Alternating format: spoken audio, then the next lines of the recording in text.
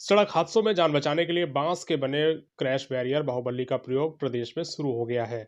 लखनऊ में national authority of India की ओर से समिट बिल्डिंग के सामने शहीद पथ पर 500 मीटर के दायरे में इसे लगाया जाएगा। यह स्टील के बैरियर का एक मजबूत विकल्प है। दुर्घटना होने पर यह शॉक एब्जॉर्ब कर लेता है, जिससे वाहन की गति कम हो जाएगी।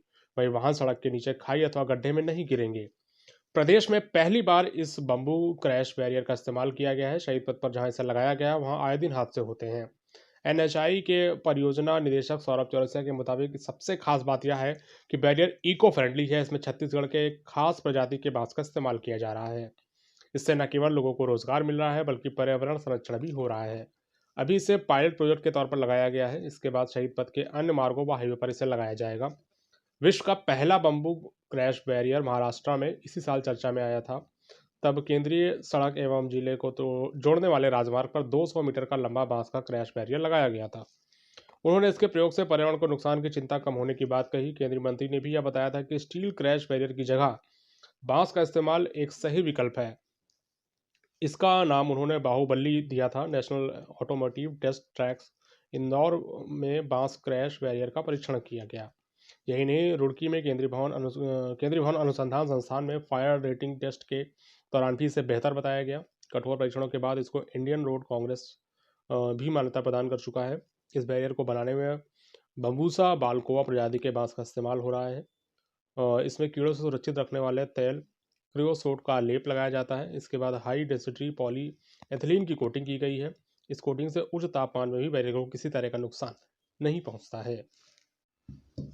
भारत में विशेष रूप से शहरी क्षेत्रों में उच्च तलाक दरों की बढ़ती प्रवृत्ति सामाजिक और शैक्षणिक रुचि का विषय बन गई है।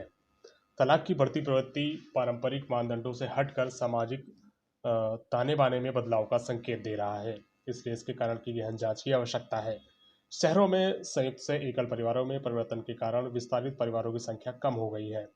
हाल के वर्षों में भारत में तलाक के मामलों में उल्लेखनीय और तीव्र वृद्धि देखी जा रही है, जो सामाजिक दृष्टिकोण और सांस्कृतिक मानदंडों में उल्लेखनीय बदलाव को दर्शा रहा है। परंपरागत रूप से भारत पारिवारिक मूल्यों और विवाह की पवित्रता पर जोर देने के लिए जाना जाता है।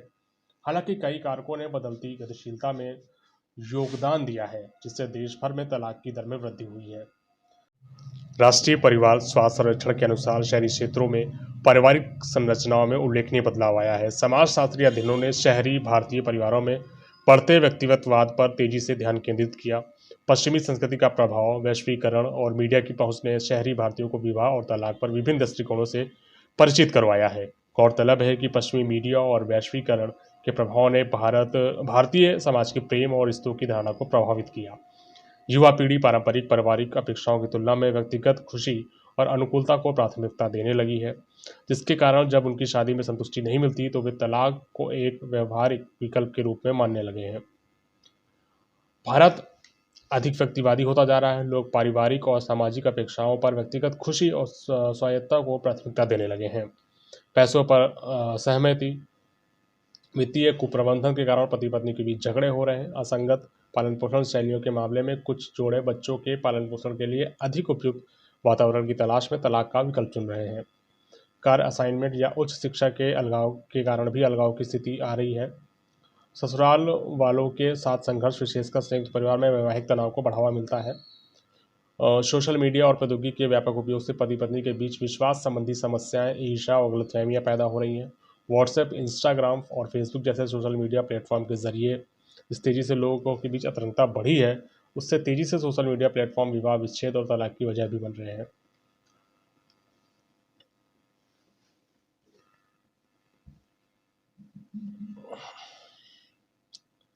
स्थिति यह है कि महानगरों में डिवोर्स के हर 10 प्रकरण में से 4 की वजह सोशल मीडिया के कारण पति पत्नी की अन्य लोगों से बढ़ती मित्रता व एक्स्ट्रा मैरिटल अफेयर है। पति पत्नी के बीच अप्रभावी संचार से गलतफहमियां, अनसुलझे झगड़े, भावनात्मक दूरियां पैदा हो सकती हैं, जो अंततः वैवाहिक टूटने का कारण बनती है। जन्म जन्म के रिश्तों में दूरियां और कड़वाहट पैदा कर सोशल मीडिया रोक टोक मियाँ बीवी को मंजूर नहीं। उच्च तनाव वाली शहरी जीवन शैली ने मानसिक स्वास्थ्य चुनौतियों में योगदान दिया है, जिससे वैवाहिक स्थिरता पूर्ण जीवन प्रभावित हुआ है। इंडियन साइकेट्रिक सोसाइटी सहित अन्य अध्ययनों से पता चलता है कि शहरी क्षेत्रों में पहले की तुलना में मानसिक स्वास्थ्य संबंधी समस्याओं में उल्लेखनीय वृद्धि हुई है, जो पारिवारिक गतिशीलता को प्रभावित कर रही है। पति पत्नी के बीच अप्रभावी संचार से गलतफहमियां, अनसुलझे झगड़े, भावनात्मक दूरियां पैदा हो रही हैं, जो अंततः वैवाहिक विवाह टूटने का कारण बन रही है। शराब जैसे मादक द्रव्यों के सेवन से बढ़ती समस्याएं घरेलू हिंसा, विवाहों में अस्थिरता को जन्म दे रही है। करियर की अलग अलग आकांक्षाएं, नौकरी में स्थानांतरण भागीदारों के बीच शारीरिक दूरी को पैदा कर सकता है, जिससे रिश्तों में तनाव पैदा हो रहा है। अवसाद और चिंता जैसे मानसिक स्वास्थ्य मुद्दे किसी व्यक्ति की स्वस्थ विवाह को बनाए रखने की क्षमता को प्रभावित कर रहे हैं। विवाह के भीतर पारंपरिक लिंग भूमिकाएं, अपेक्षाएं, असमानता और असंतोष का कारण बन रही है, खासकर जब एक साथी विशिष्ट जिम्मेदारियों से अधूरा या बोझ महसूस करता है। आर्थिक स्वतंत्रता और सशक्तिकरण के फलस्वरूप शहरों में अधिकांश महिलाएं करियर बना रही हैं, जिससे उन्हें वित्तीय स्वतंत्रता और विवाह के पश्चात असंतोषजनक जीवन से बाहर निकलने की प्रेरणा मिलती है।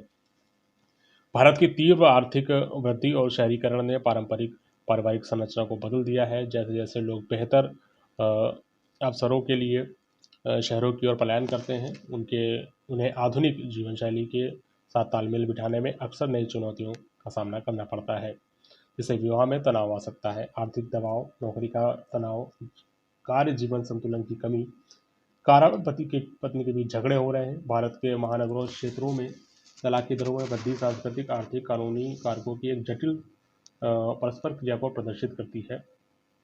यह भारतीय समाज में संक्रमणशील चरण को दर्शाता है, जहां व्यक्तिगत आकांक्षाओं को तेजी से मान्यता दी जा रही है।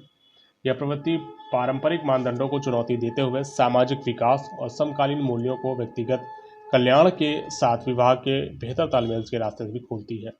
इस मुद्दे के लिए एक सूक्ष्म समझ और सहायक नीति ढांचे की आवश्यकता है, जो आधुनिक रिश्तों की बदलती गतिशीलता को पूरा करे। भारत में तलाक के मामलों में भारी वृद्धि को सामाजिक आर्थिक परिवर्तन, महिला सशक्तिकरण, बदलते दृष्टिकोण, कानूनी सुधार और सामाजिक कलंक में कमी के संयोजन के लिए जिम्मेदार बताया जा सकता है। जैसे जैसे भारत का विकसित हो रहा है, वैसे वैसे संबंधों की गतिशीलता में और अधिक बदलाव आने की संभावना है।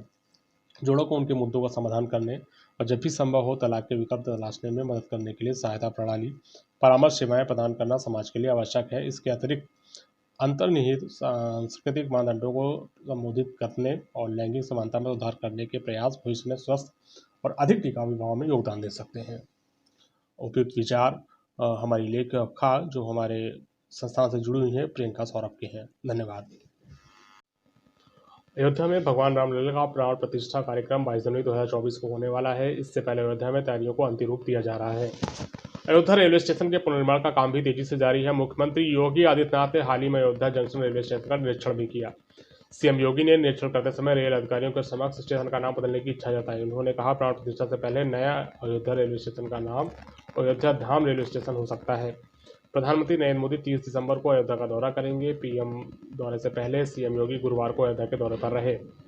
दौरे के क्रम में उन्होंने अयोध्या रेलवे स्टेशन का नाम बदलने के संकेत दिए। सीएम योगी ने रेल अधिकारियों से बातचीत की और कहा कि प्राण प्रतिष्ठा से पहले अयोध्या के रेलवे स्टेशन का नाम अयोध्या की जगह धाम जुड़ जाए।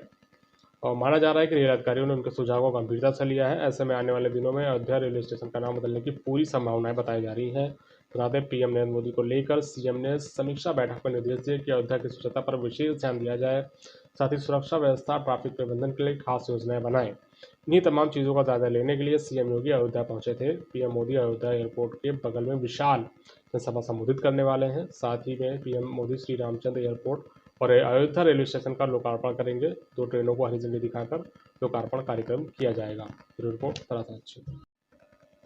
अगर आप गुजरात के रहने वाले हैं तो आप शराब पीने के शौकीन हैं तो यह खबर आपके लिए है। गुजरात में शराब सेवन पर लगी 63 साल पुरानी रोक पर सरकार कुछ ढील देने की तैयारी कर रही है। बिजनेस और विदेशी पर्यटन को बढ़ावा देने के मकसद से सरकार ने राजधानी गांधीनगर में बनी Gujarat international finance tech city में शराब के सेवन की अनुमति दे दी है। गुजरात सरकार ने शुक्रवार को 22 दिसंबर को Gujarat international finance tech city में वाइन और डाइन सेवाएं प्रदान करने वाले होटल, रेस्टोरेंट, क्लबों के परिसरों के भीतर शराब पीने और परोसने की अनुमति देने के साथ एक ऐतिहासिक निर्णय की घोषणा की। इस निर्णय का उल्लेखनीय पहलू इस तथ्य में निहित है कि गुजरात पारंपरिक रूप से एक ड्राई राज्य के रूप में जाना जाता है, जहां शराब की बिक्री और खपत प्रतिबंधित है। एक आधिकारिक अधिसूचना के अनुसार विशाल गिफ्ट सिटी कॉम्प्लेक्स के भीतर व्यवसायों के सभी कर्मचारी मालिक अब शराब एक्सेस परमिट प्राप्त करने के पात्र होंगे। यह राज्य की दीर्घकालिक निषेध नीतियों में से एक महत्वपूर्ण बदलाव है। इसके अलावा सरकार ने प्रत्येक कंपनी के अधिकृत कर्मचारियों को अस्थायी परमिट रखने वाले होटल, रेस्टोरेंट, क्लबों में शराब का उपभोग करने की अनुमति देने का प्रावधान पेश किया।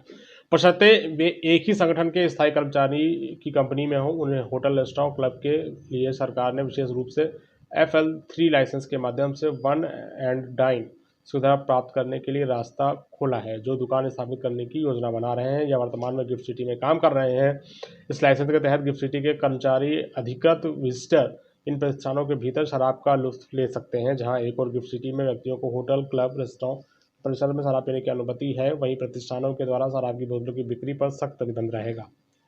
दूसरे शब्दों में कहें तो इन स्थानों पर पेय का आनंद लिया जा सकता है, लेकिन व्यवसायों को ऑफ साइट खपत के लिए पैकेज शराब की खुदरा बिक्री में शामिल होने की अनुमति नहीं है। इस कदम से न केवल गिफ्ट सिटी के भीतर आतिथ्य क्षेत्र को बढ़ावा मिलने की उम्मीद है, बल्कि इस अद्वितीय वित्तीय केंद्र में कर्मचारियों और आगंतुकों की मनोरंजक जरूरतों को भी पूरा किया जा सकेगा।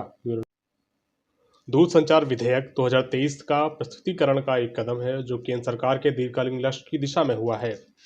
इसका प्रमुख उद्देश्य वायरलेस नेटवर्क और इंटरनेट सेवा प्रदाताओं के लिए कानून को मजबूत करना है। इसमें 46 पृष्ठों का कानून शामिल है जो दूरसंचार ऑपरेटरों के लाइसेंस परमिट के लिए आवेदन करने की प्रक्रिया को सरल बनाता है। साथ ही मौजूदा नियामक संरचनाओं को सुधारता है। इस विधेयक ने लाइसेंसिंग प्रक्रियाओं को डिजिटल बनाने का काम किया है। इससे दूरसंचार ऑपरेटरों को अपने लाइसेंस शर्तों के गैर अनुपालन से निपटने का एक नया तरीका मिलेगा। साथ ही जब ये ऑपरेटर अपने उपकरण और ऑप्टिकल फाइबर नेटवर्क स्थापित करते हैं तो इस विधेयक के तहत इनको जिला और राज्य स्तरीय अधिकारियों से इजाज़त लेने और विवादों का समाधान करने का अधिकार होगा। यह विधेयक नेट कनेक्टिविटी को बढ़ावा देने का एक माध्यम भी प्रदान करता है, विशेषकर उन इलाकों के लिए जो अब तक इससे वंचित थे। इसके बिना स्पेक्ट्रम के लिए बोली जाने की आवश्यकता नहीं होगी और इससे भारत को अन्य देशों के साथ बराबरी में रहने में मदद मिलेगी। दूरसंचार उद्योग के विभिन्न संघों ने इस विधेयक का स्वागत किया क्योंकि यह संरचनाओं को सुव्यवस्थित करने और व्यापार करने में आसानी प्रदान करने के लिए है। यह विधेयक दूरसंचार विस्तार के लिए अगले चरण के लिए आवश्यक स्थिरता, समर्थकारी वातावरण प्रदान कर सकता है। हालांकि इसमें कुछ चुनौतियां भी हैं। दूरसंचार की विस्तृत परिभाषा ने सेवाओं को समेट लिया है और इसने राज्य के अधिकारों को बढ़ाता है। इससे गोपनीयता और निगरानी के मुद्दे उत्पन्न हो सकते हैं। इसमें राज्य प्रायोजित जासूसी के पिछले आरोपों की चिंता भी है। इसके साथ ही इसमें स्पैमिंग से निपटने का प्रयास है, लेकिन इसके उपायों के लिए गोपनीयता से अतिरिक्त समझौते की आवश्यकता है। निगरानी संबंधित सुधार और इंटरनेट शटडाउन के मुद्दे भी महत्वपूर्ण हैं।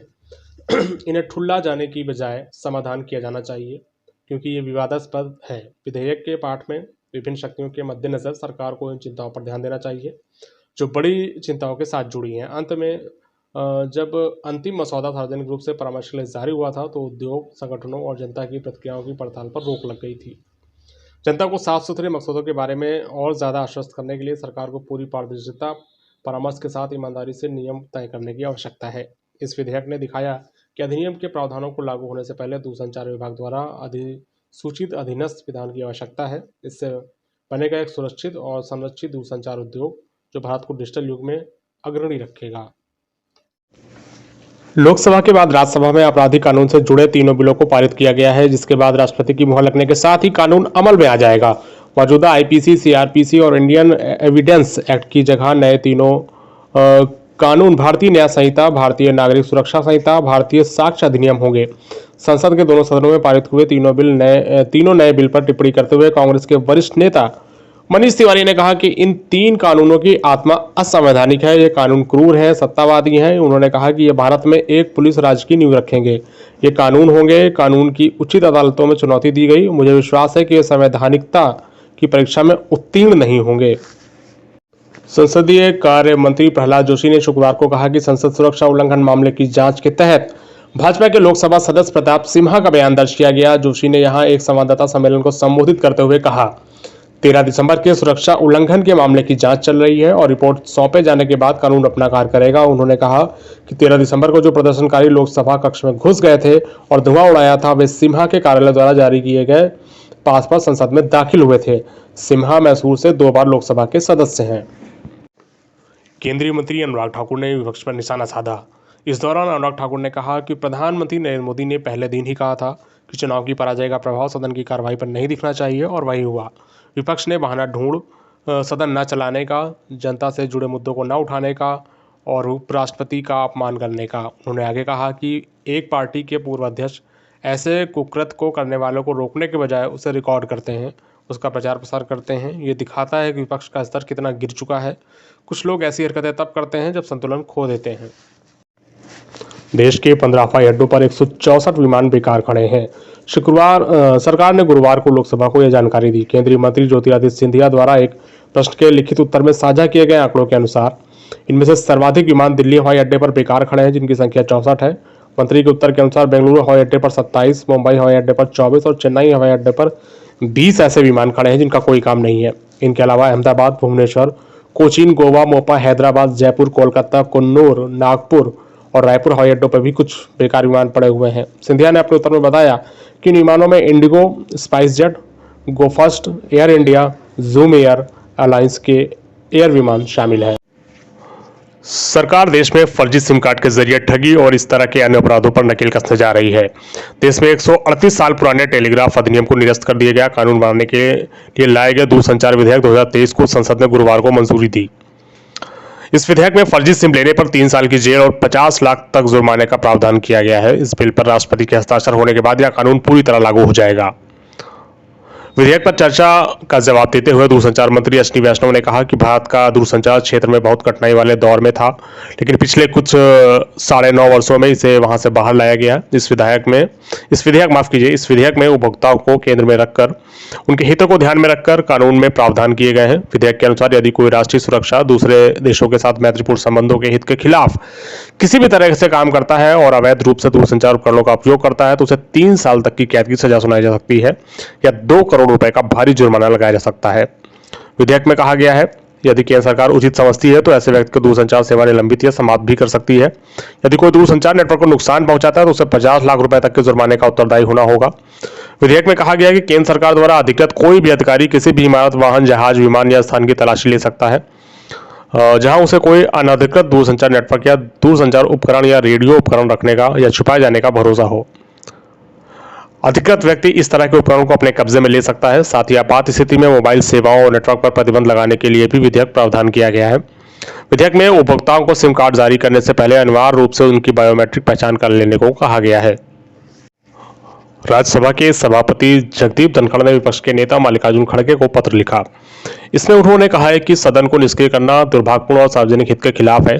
संसद के शीतकालीन सत्र के दौरान कांग्रेस नेता का उनसे मिलने से इनकार करना संसदीय प्रथाओं के अनुरूप नहीं। पत्र में उन्होंने यह भी कहा कि अब वह स्वस्थ भविष्य के लिए विपक्ष के नेता के साथ बातचीत करना चाहते हैं।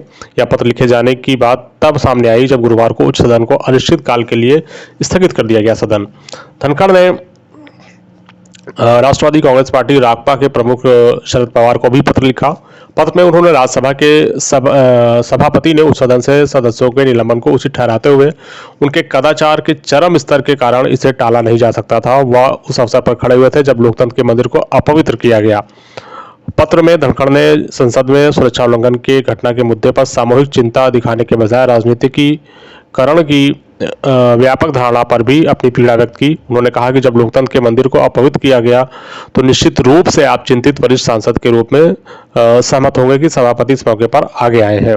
शरद पवार ने राज्यसभा के सभापति को पत्र लिखकर संसद में सुरक्षा चूक पर गृह मंत्री अमित शाह के बयान की मांग करते हुए तख्तियां दिखाने, नारे लगाने और संसद को सदन से निलंबित करने के मुद्दे पर उनके हस्तक्षेप की मांग की थी।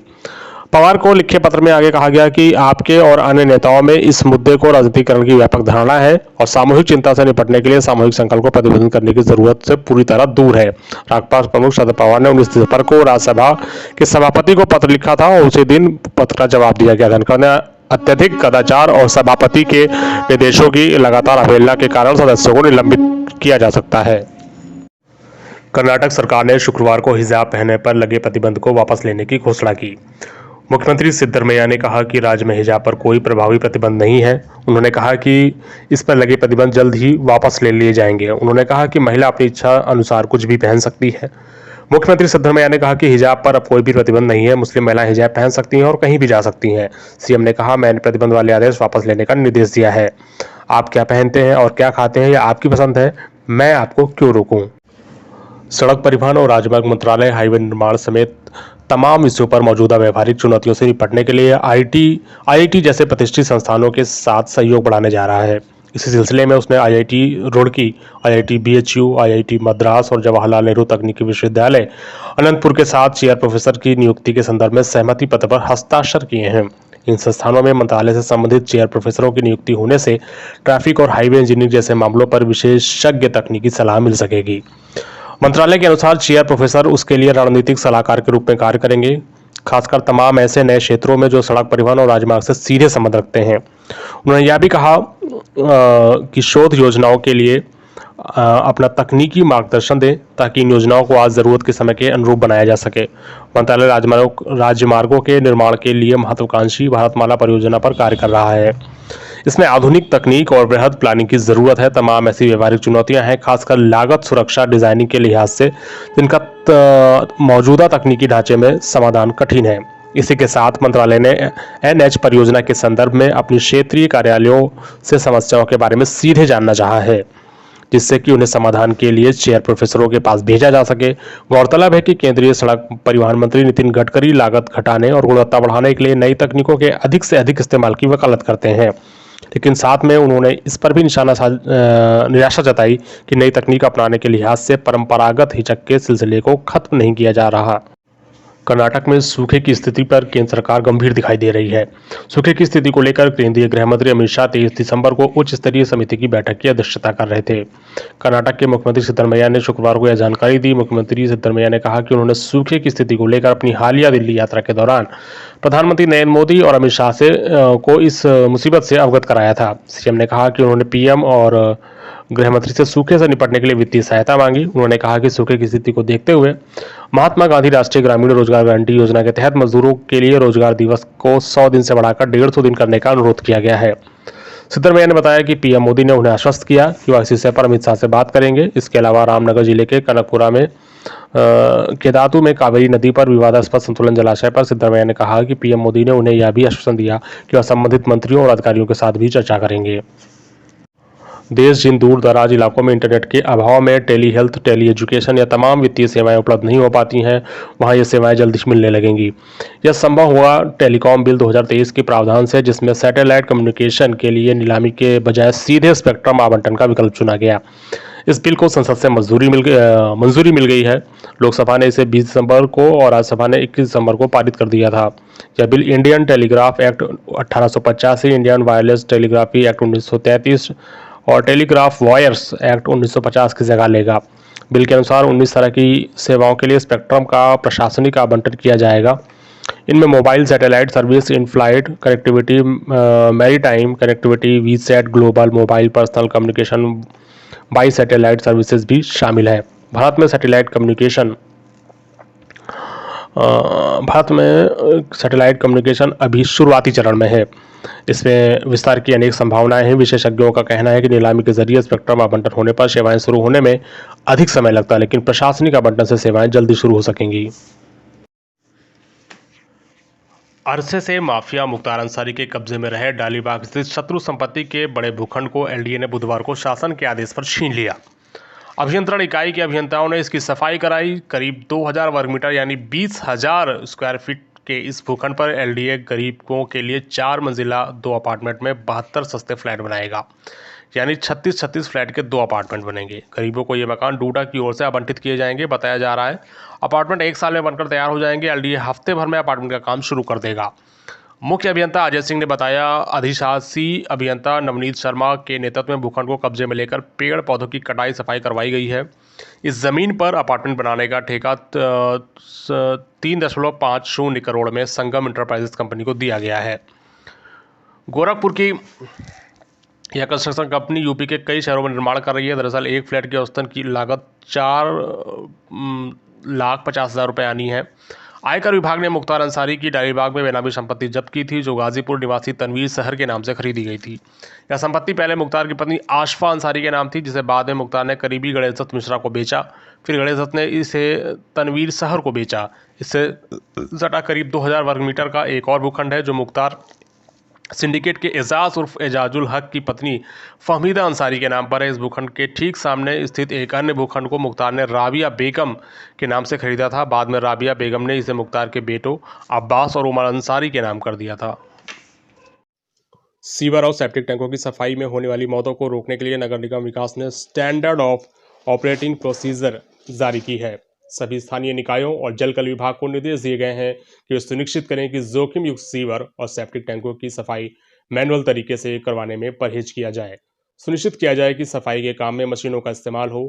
नगर विकास विभाग की ओर से जारी आदेश में कहा गया है कि सफाई कर्मचारी को समय समय पर प्रशिक्षण दिया जाए ताकि उनकी जान पर कम जोखिम रहे। विभाग ने कहा कि 20 अक्टूबर को सुप्रीम कोर्ट ने इस संबंध में जो आदेश दिए हैं उनका भी अनुपालन किया जाए। स्थानीय निकाय निदेशालय ने नगर विकास विभाग से मिले आदेश के बाद सभी शहरी निकायों को पूर्व में और मौजूदा समय में जारी एसओपी पर पूरी तरह अमल करने के आदेश जारी किए।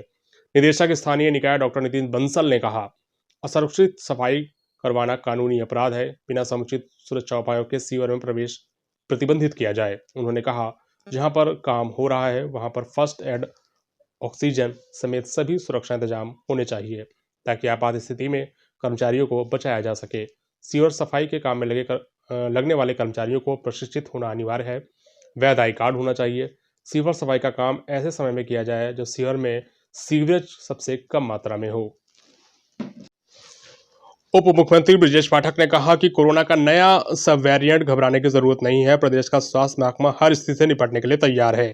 केंद्रीय स्वास्थ्य मंत्री मनसुख मांडविया ने की अध्यक्षता में देश के सभी राज्यों के स्वास्थ्य मंत्रियों एवं वरिष्ठ अधिकारियों की वर्चुअल बैठक में उप मुख्यमंत्री ब्रजेश पाठक ने प्रदेश की स्थिति से वाकिफ कराया।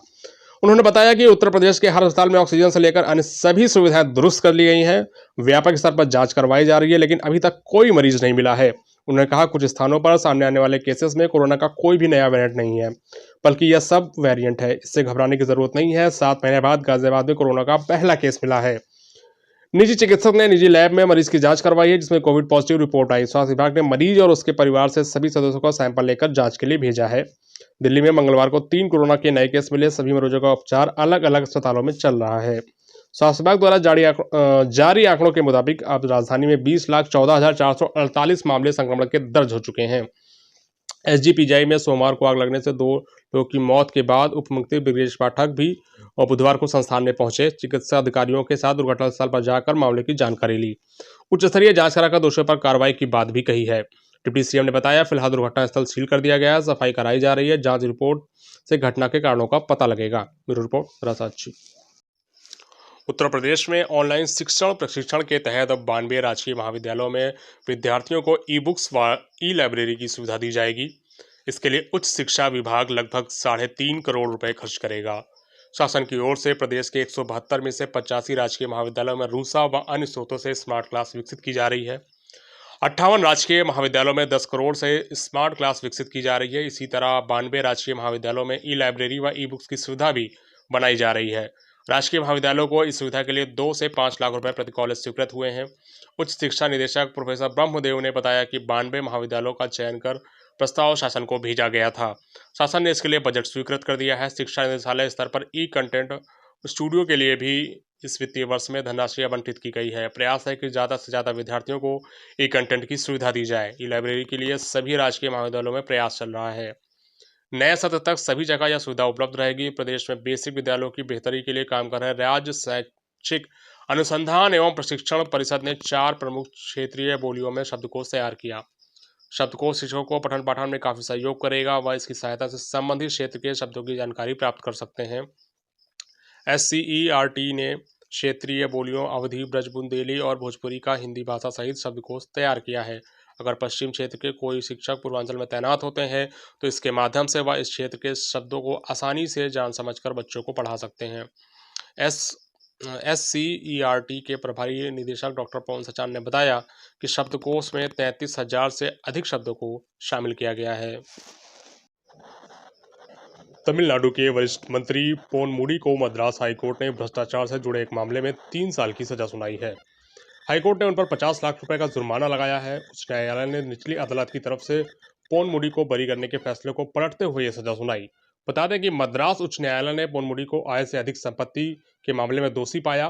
कोर्ट ने तमिलनाडु के उच्च शिक्षा मंत्री उनकी पत्नी पी विशालक्षी को बरी करने के निचली अदालत के फैसले को मंगलवार को रद्द कर दिया। सजा सुनाए जाने के साथ ही पोनमुडी की विधानसभा की सदस्यता भी समाप्त हो गई है। मंत्री पद भी चला गया। इसके साथ ही अब डीएमके के सरकार में पोनमुडी के मंत्रालय की जिम्मेदारी पिछड़ा वर्ग कल्याण मंत्री RS राजा कनप्पन को दे दी गई है। राजभवन ने इसकी जानकारी दी। मद्रास उच्च न्यायालय के जज जी जयचंद्रन ने पोनमुडी की पत्नी पी विशालाक्षी को भी 3 वर्ष की सजा सुनाई है। न्यायाधीश ने पोनमुडी और उनकी पत्नी दोनों पर 50-50 लाख रुपए का जुर्माना लगाया है। आरोपियों की ओर से पेश वरिष्ठ वकील एन.आर. एलांगो ने अदालत से अपील की उन्हें सुप्रीम कोर्ट में विशेष अनुमति याचिका और सजा निलंबित करने की जुड़ी याचिका दाखिल करने की मोहलत दी जाए। इस पर कोर्ट ने उन्हें 30 दिन की मोहलत दी। जज ने कहा कि इस अवधि के समाप्त होने पर उन्हें विल्लुपुरम में निचली अदालत के सामने पेश होना होगा। अभियोजन पक्ष का कहना था कि पोनमुडी के द्रमुक शासन में 2006 से 11 के बीच मंत्री रहते हुए अपनी पत्नी के नाम पर 1,75,00,000 रुपए की संपत्ति अर्जित की थी, जो आय ज्ञात स्रोतों से अधिक थी। मंत्री को अयोग्य ठहराए जाने की संभावना है, जो अदालत द्वारा सजा सुनाए जाने के बाद स्पष्ट होना है। ब्यूरो रिपोर्ट सच्ची।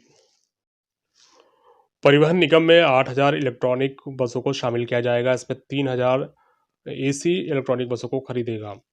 वहीं 5,000 बसों को अनुबंध के तहत लिया जाएगा। इसके अलावा 2,000 नई BS6 बसें भी आएंगी। बुधवार को परिवहन निगम में निदेशक मंडल की 247वीं बैठक आयोजित हुई। अध्यक्षता करते हुए प्रमुख सचिव वेंकटेश्वर लू ने बताया कि डॉक्टर राम मनोहर लोहिया कार्यशाला और केंद्रीय कार्यशाला कानपुर से पहले से चल रही बसों का मिनी रिनोवेशन किया जाएगा। इसके अलावा परिवहन निगम के 48 बस स्टेशनों को दूसरे चरण में PPP मॉडल पर आधुनिक बनाने के काम पर भी सहमति बनी है। बैठक में MD मासूम अली सरवर, अपर MD प्रणता ऐश्वर्य, विशेष सचिव KP सिंह, VK सोनकनिया, अभिषेक सिंह समेत कई अधिकारी मौजूद रहे। रोडवेज में महिला कंडक्टरों की भर्ती के लिए भी सहमति बनी है। उत्तर प्रदेश राज्य ग्रामीण आजीविका मिशन और कौशल विकास मिशन के तहत महिला कंडक्टरों की भर्ती होनी है। हालांकि इसके लिए पदों के आरक्षण का निर्धारण अभी नहीं हुआ है। अपर डिपो से संचालित होने वाली 6 जनरल AC बसें अब रामनगरी की सड़कों पर दौड़ेंगी। श्री राम जन्मभूमि मंदिर की प्राण प्रतिष्ठा के बाद अयोध्या में पर्यटन दोगुनी रफ्तार से बढ़ने की उम्मीद है। ऐसे में उत्तर प्रदेश राज्य सड़क परिवहन निगम की ओर से यह कदम उठाया गया है। UP SRTC के प्रधान प्रबंधक SL शर्मा ने बताया, पर्यटन की स्थिति को देखते हुए अयोध्या के क्षेत्रीय प्रबंधक ने बसों की मांग की थी। इस पर प्रधान प्रबंधक संचालन ने लखनऊ के क्षेत्रीय प्रबंधक और सेवा प्रबंधक को निर्देश दिए हैं कि हवाई डिपो से आधा दर्जन AC बसें अयोध्या क्षेत्र को भेजी जाएं। इसके लिए समय पर बसों की फिटनेस और टैक्स संबंधी कार्रवाई पूरी कर ली जाए। उन्होंने बताया कि सभी जरूरी कागजों के साथ बसें अयोध्या क्षेत्र को जल्द ट्रांसफर कर दी जाएंगी। रिपोर्ट रसअच्छी। स्विट्जरलैंड की तर्ज पर अयोध्या रोड के उत्तरावधा गांव में एक नई गौशाला बनाई जाएगी। प्रदेश सरकार की गो पर्यटन नीति के तहत 10 हेक्टेयर जमीन पर इसका विकास किया जाएगा। इसका नाम होगा मनोरथा गौशाला। इस पर 32 करोड़ 63 लाख रुपए खर्च किए जाएंगे। यह बजट राज्य सरकार देने वाली है। यहाँ पर करीब 2,000 गायें रखी जा सकेंगी। बुधवार को हुई नगर निगम कार्यकारिणी की बैठक में इसका प्रस्ताव पास किया गया। वहीं नगर निगम की शूटिंग रेंज को अंतर्राष्ट्रीय स्तर पर बनाने समेत 13 प्रस्ताव पास हुए हैं। महापौर सुषमा खरकवाल और नगर आयुक्त इंद्रजीत सिंह ने बताया कि इस गौशाला में गायों को बांधकर नहीं रखा जाएगा। ज्यादा से ज्यादा खुला क्षेत्र रहेगा जिसमें वे टहल टहल कर चल सकेंगी। गौशाला में दुधारू गायें ही रखी जाएंगी। गौशाला में भारतीय संस्कृति की झलक भी दिखेगी। इसके लिए जो जमीन चिन्हित की गई, वहां पर जो भी पेड़ लगे हैं उसी तरह रहेंगे, उनको काटा नहीं जाएगा। बीच में बोरिंग कर पानी की व्यवस्था की जाएगी। नांद बनाई जाएगी ताकि गाय आसानी से पानी पी सकें। गायों को गौशाला में प्राकृतिक माहौल देने का प्रयास किया जाएगा। पूरा मैदान कच्चा रहेगा, वहीं उनके चरने के लिए खेत होगा। इससे गाय जो गोबर करेंगी उसको उठाने की जरूरत नहीं होगी। गोबर उसी मैदान में सूख कर खाद बन जाएगा। गायों की देखभाल और इलाज की पूरी व्यवस्था रहेगी। इसके लिए चिकित्सक व कर्मचारी तैनात किए जाएंगे जो निगरानी भी करेंगे। गाय संग्रहालय, गोदान स्थल, अन्नपूर्णा भोजनालय होगा खास। गौशाला को इस तरह विकसित किया जाएगा ताकि यह पर्यटन का भी केंद्र बने। इसके लिए गाय संग्रहालय बनाया जाएगा। गोदान स्थल भी होगा, कामधेनु की प्रतिमा भी होगी, अन्नपूर्णा भोजनालय, पाथवे, पार्किंग, लैंडस्केपिंग की व्यवस्था की जाएगी। कर्मचारी आवास, पशु चिकित्सालय, सीवरेज, ड्रेनेज का भी काम कराया जाएगा। लखनऊ विश्वविद्यालय में सत्र 2023-24 विषम सेमेस्टर परीक्षा के तहत B.Ed पाठ्यक्रम के लिए परीक्षा केंद्रों की प्रस्तावित सूची तैयार कर दी गई। 26 दिसंबर से परीक्षाएं शुरू होंगी। परीक्षा के लिए लखनऊ विश्वविद्यालय से संबद्ध 5 जिलों सीतापुर, हरदोई, लखीमपुर, रायबरेली व लखनऊ के कॉलेजों में 56 परीक्षा केंद्र बनाए गए हैं। इसके साथ ही संबद्ध 126 कॉलेजों के लिए 17 नोडल सेंटर भी बनाए गए हैं। परीक्षा केंद्रों की सूची परीक्षा विभाग की ओर से विश्वविद्यालय की वेबसाइट पर अपलोड कर दी गई है। लखनऊ जिले में संबद्ध 61 कॉलेजों के लिए 29 परीक्षा केंद्र बनाए गए हैं। इसमें KKC, करामात, खुनखुनजी महिला, नवयुग कृष्णा देवी IIT, इरम गर्ल्स कॉलेज, समेत कई अन्य कॉलेज शामिल हैं। इन कॉलेज के लिए नोडल सेंटर लखनऊ विश्वविद्यालय होगा। जो बैंक पहले प्रदेश के अल्पसंख्यकों को कर्ज देने में कतराते थे, उन्होंने अब अपने दरवाजे खोल दिए हैं। इसका नतीजा है कि पिछले एक वर्ष में 7,000 करोड़ रुपए से ज्यादा लोन अल्पसंख्यकों को दिया गया। इस अवधि में लोन लेने वाले अल्पसंख्यकों की संख्या लगभग 18 लाख बढ़ गई। इस संबंध में राज्य स्तरीय बैंक समिति ने आरबीआई और शासन को रिपोर्ट भेजी। इसमें बताया गया कि प्रदेश में 21 जिले अल्पसंख्यक बहुल के रूप में चिन्हित हैं।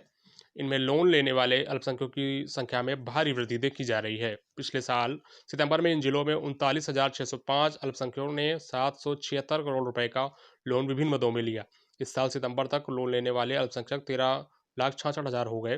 उन्होंने 23,518 करोड़ रुपए से ज़्यादा का लोन बैंकों से लिया है। यानी केवल एक साल में इन जिलों में लोन लेने वाले अल्पसंख्यकों की संख्या 13,26,000 बढ़ चुकी है, जो 35 गुना से भी ज़्यादा है। योगी सरकार की नई आबकारी नीति लागू होने के बाद प्रदेश में न सिर्फ कंट्री मेड शराब की कीमतों में कमी आएगी, बल्कि सरकार के खजाने को भी समृद्ध किया जा सकेगा।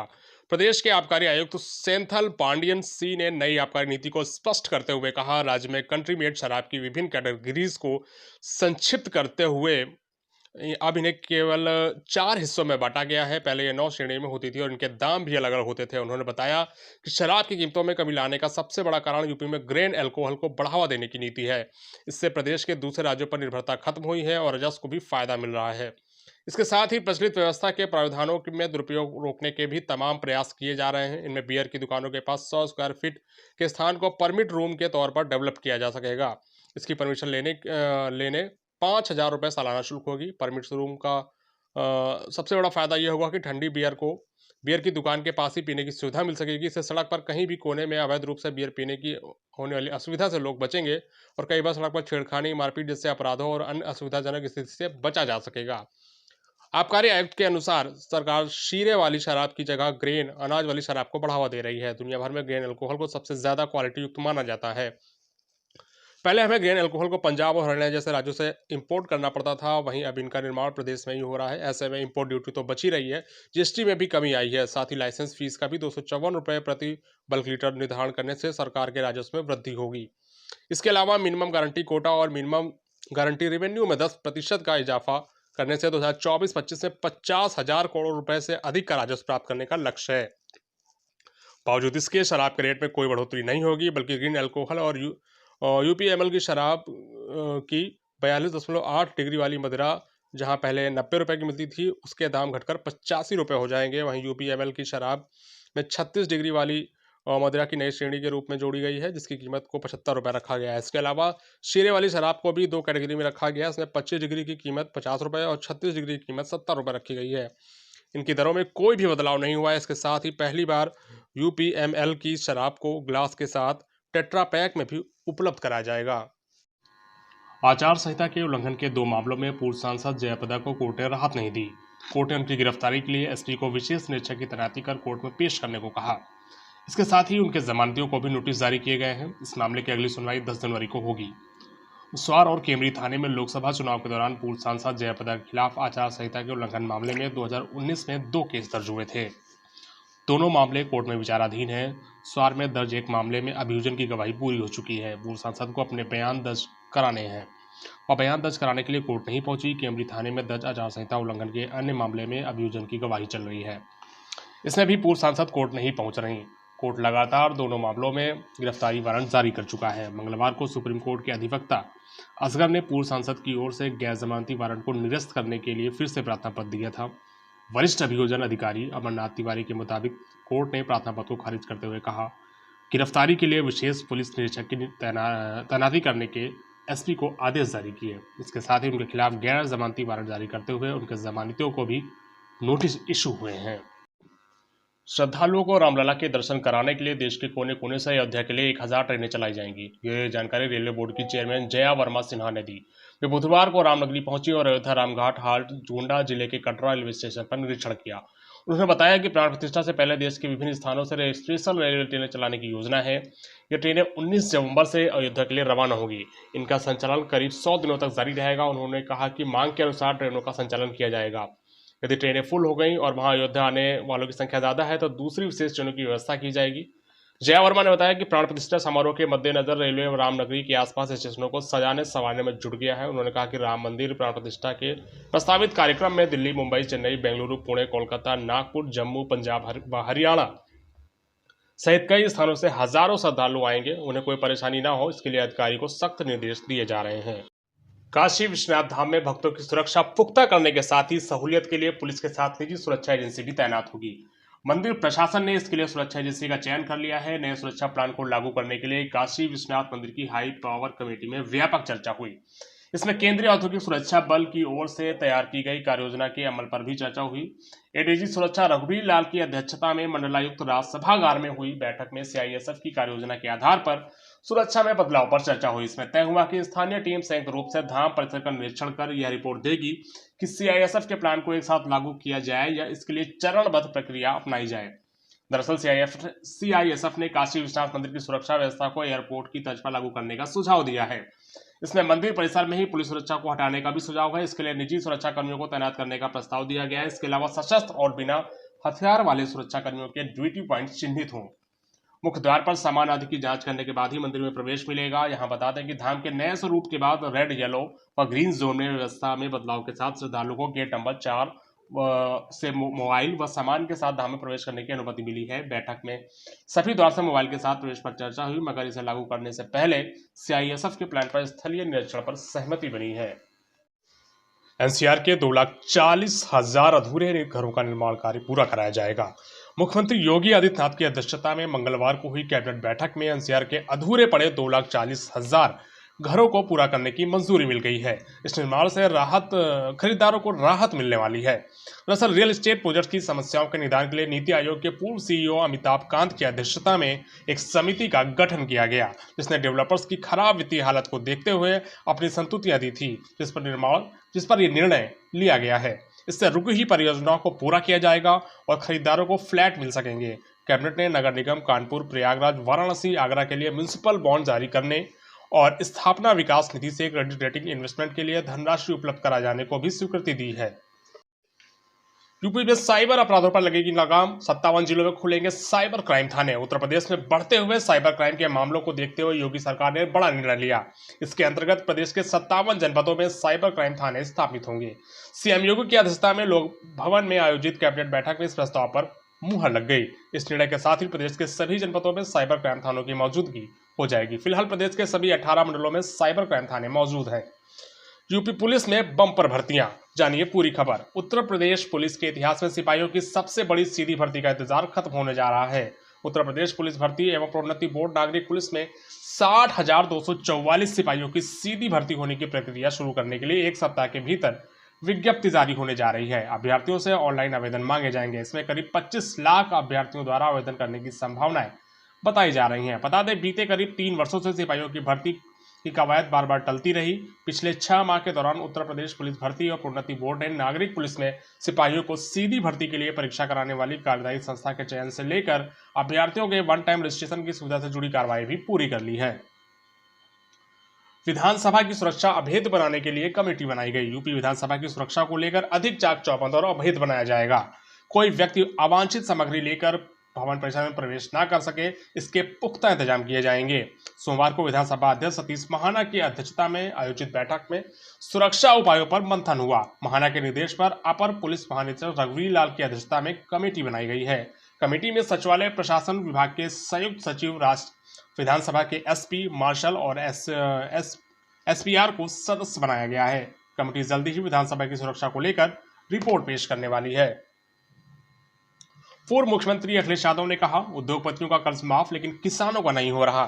समाजवादी पार्टी के राष्ट्रीय अध्यक्ष एवं उत्तर प्रदेश के पूर्व मुख्यमंत्री अखिलेश यादव ने कहा कि भाजपा सरकार की गलतियां, नीतियों से सभी दुखी हैं, परेशान हैं।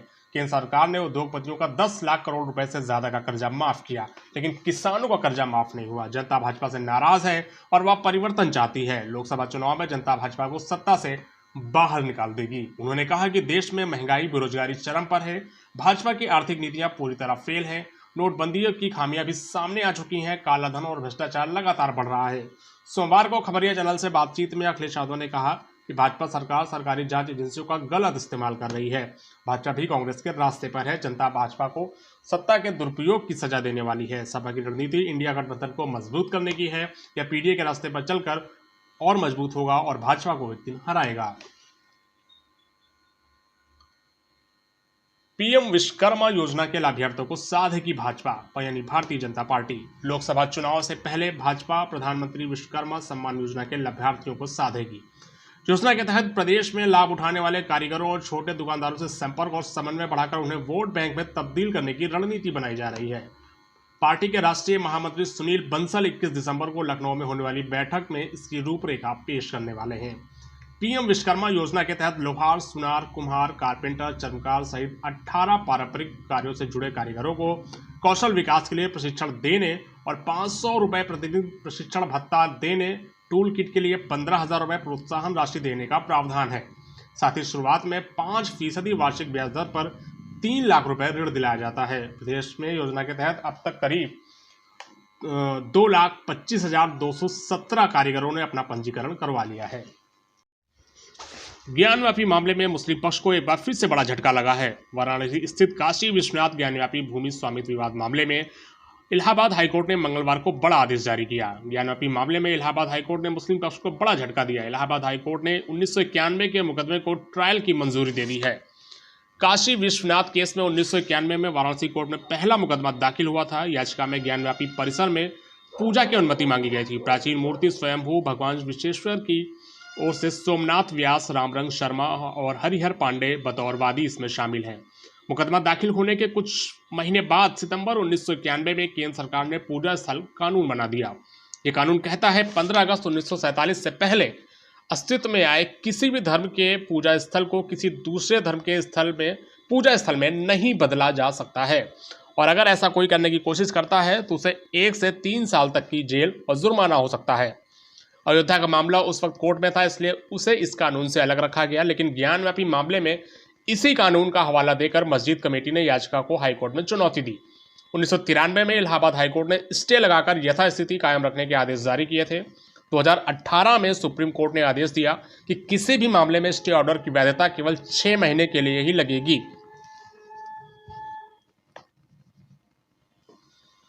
उसके बाद कोई ऑर्डर प्रभावी नहीं रहेगा। इसी आदेश के बाद 2019 में वाराणसी कोर्ट में फिर से इस मामले में सुनवाई शुरू हुई।